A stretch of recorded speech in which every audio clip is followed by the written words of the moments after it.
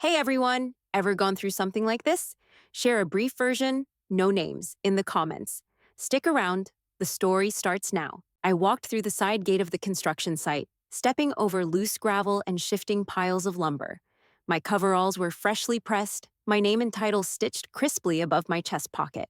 The foreman saw me first. His eyes flicked up, and then he called out, "Site engineer arriving." Heads turned. I wasn't used to that kind of attention. It felt sharp, like I was stepping into a spotlight I'd never asked for. And then I saw them, Dad and Tyler.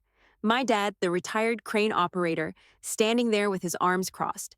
Tyler, my younger brother, wearing a junior site manager's hard hat. They both froze when they saw me. Tyler's first instinct was to salute, but it faltered. The salute died into a stiff, uncomfortable nod. His eyes were a mix of shame and confusion. Dad just stood there. His mouth opened, closed, then opened again, but no words came out.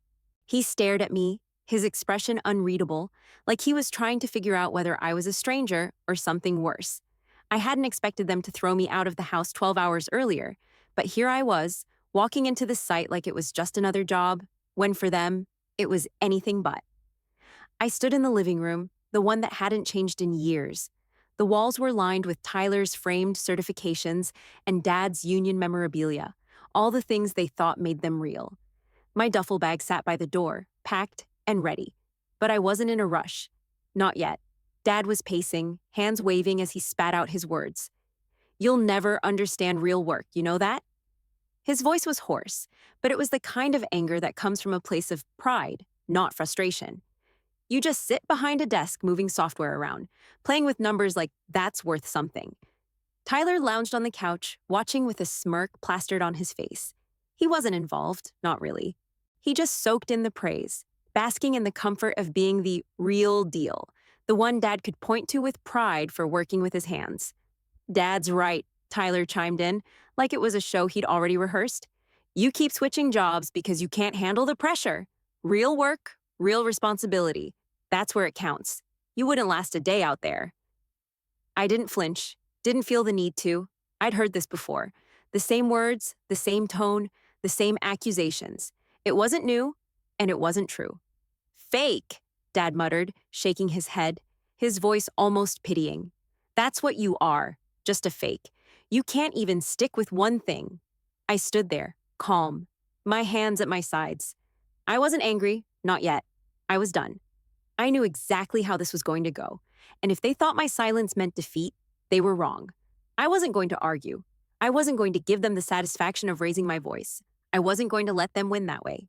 "Copy that," I said, the words flat, measured, no tone, no edge. I turned toward the door.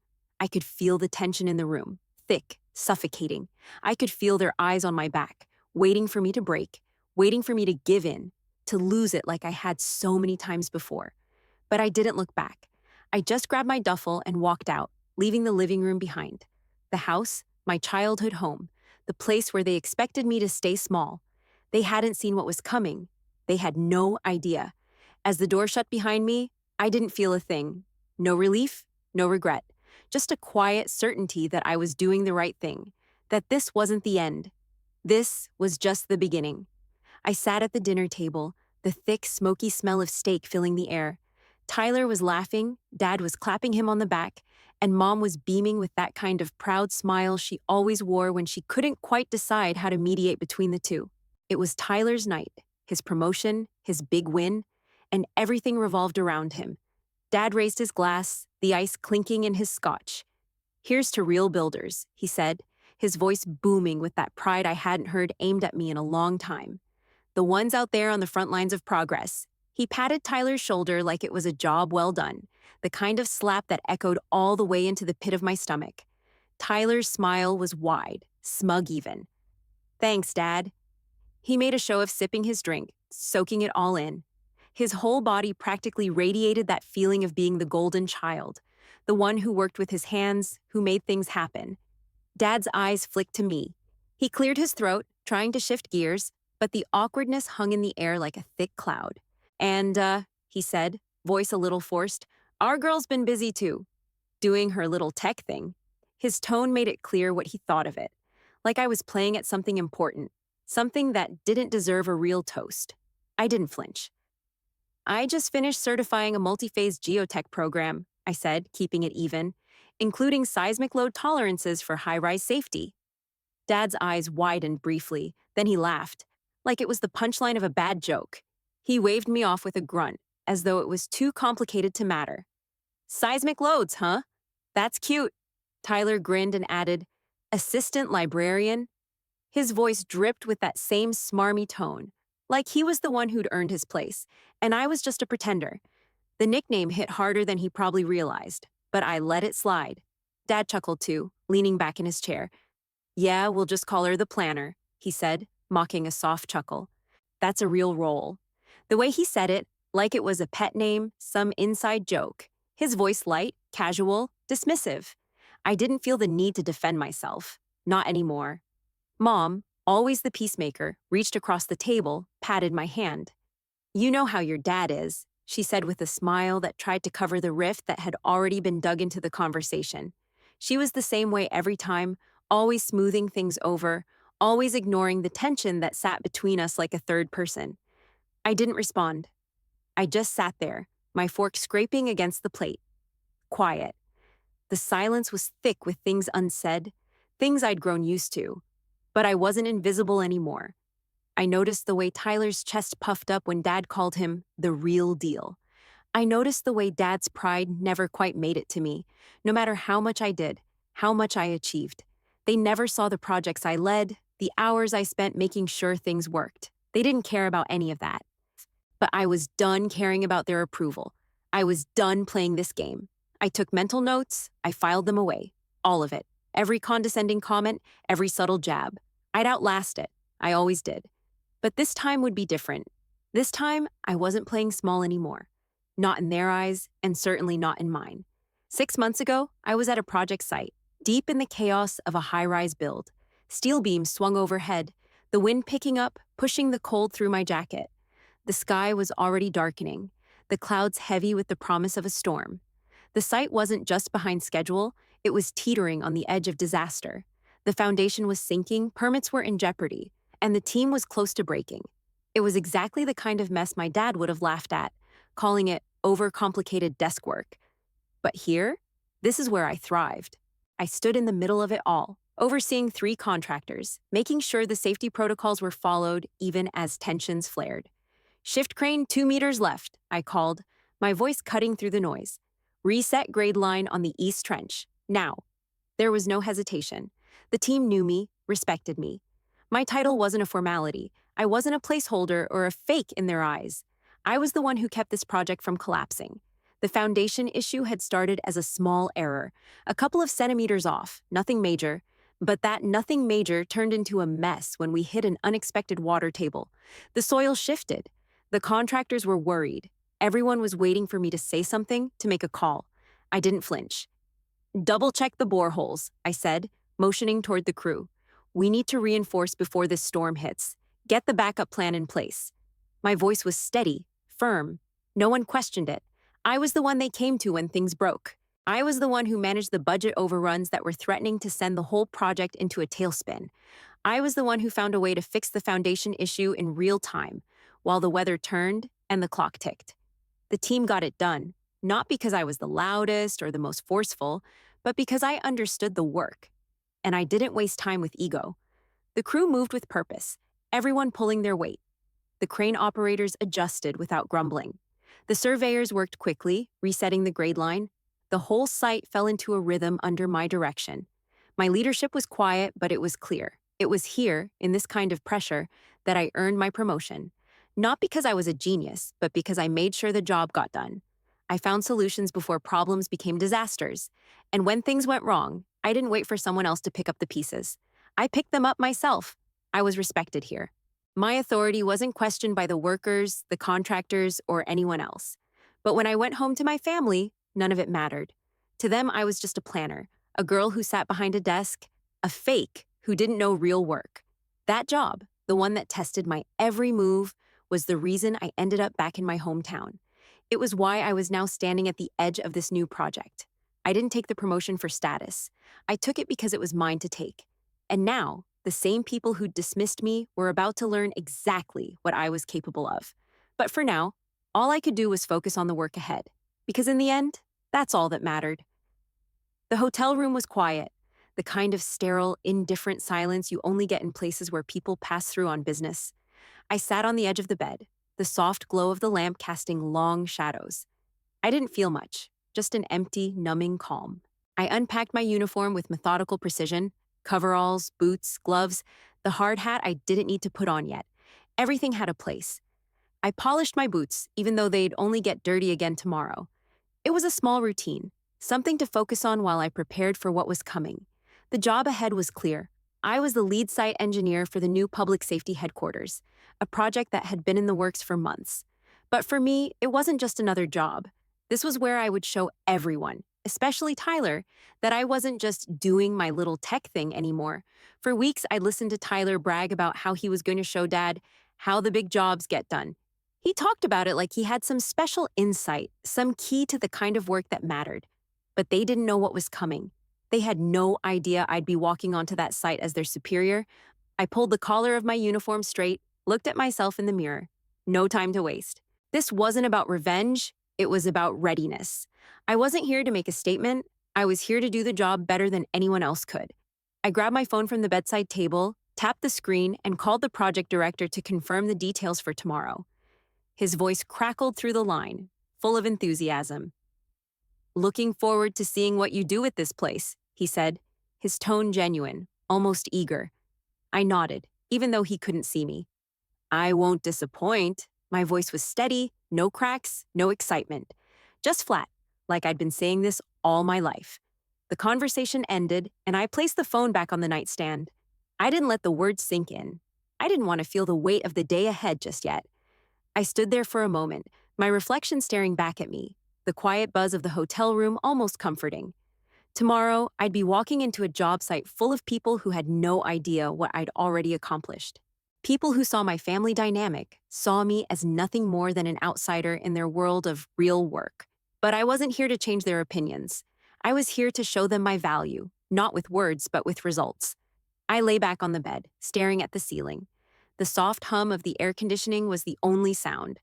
I didn't feel a rush of excitement. I didn't feel a spark of revenge. Just the quiet certainty that tomorrow I'd show up and do the job, just like I always had. I closed my eyes and let the sleep take me. I was ready. The morning was crisp, the air buzzing with the low hum of machinery and the chatter of workers already deep in their tasks. I stood just outside the job site, taking it all in. The metal framework rising steadily, the scaffolding already set up, the chaos of construction and the determination in every face.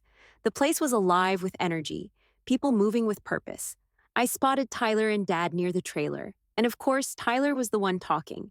His arm was outstretched, pointing at things like he was in charge, like everyone should be hanging on his every word.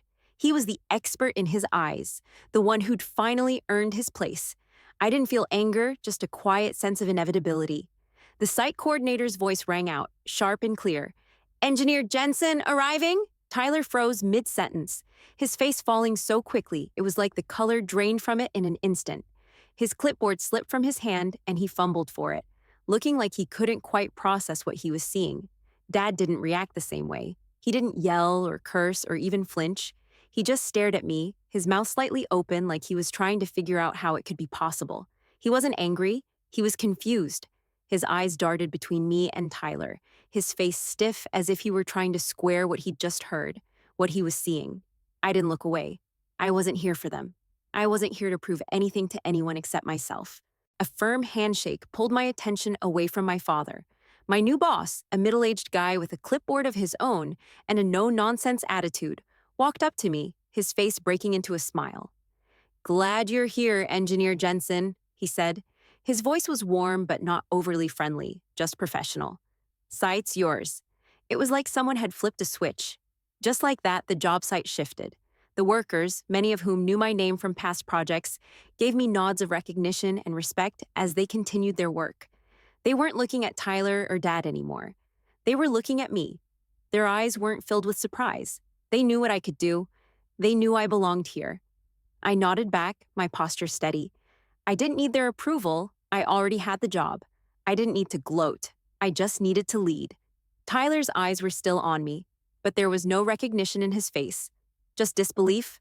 I didn't care. I wasn't here to play catch up or give him time to adjust. I walked toward the plans spread out on the ground, my mind already shifting into gear. The site, the workers, the materials, everything was mine to manage now. Let's get to work, I said, my voice calm but carrying the weight of authority that I knew was mine to wield. The sound of construction resumed in full force. I moved with precision, glancing at the blueprints and checking in with contractors, making sure everything was aligned. The tension between Tyler and me was palpable, but I didn't waste time on it. My focus was on the job ahead, and that's how it stayed. Tyler and Dad didn't say a word, not at first, but I didn't care. The only thing that mattered was that I was in charge now, and that meant getting this site built. No distractions. The job site buzzed with activity, but I moved through it with a calm, deliberate focus. My eyes scanned the blueprints, checking for discrepancies and issues, making sure everything was in place before the day could get away from me. The subcontractors were busy setting up, but I made sure to check in with each one, reviewing the safety logs, redlining the blueprints where the measurements were off. I issued orders quietly, efficiently, making sure everything was on track. Recheck the grade on the west side, looks off by about half an inch. Adjust it. My voice wasn't raised, but it carried. The workers didn't hesitate. They just nodded and moved. Tyler, standing nearby, shifted uncomfortably. He was watching me, his clipboard hanging loosely in his hands. A few moments later, I caught him walking over to the survey team, clearly about to step in and try to offer his own direction. I didn't need him doing that, not when I was already handling things.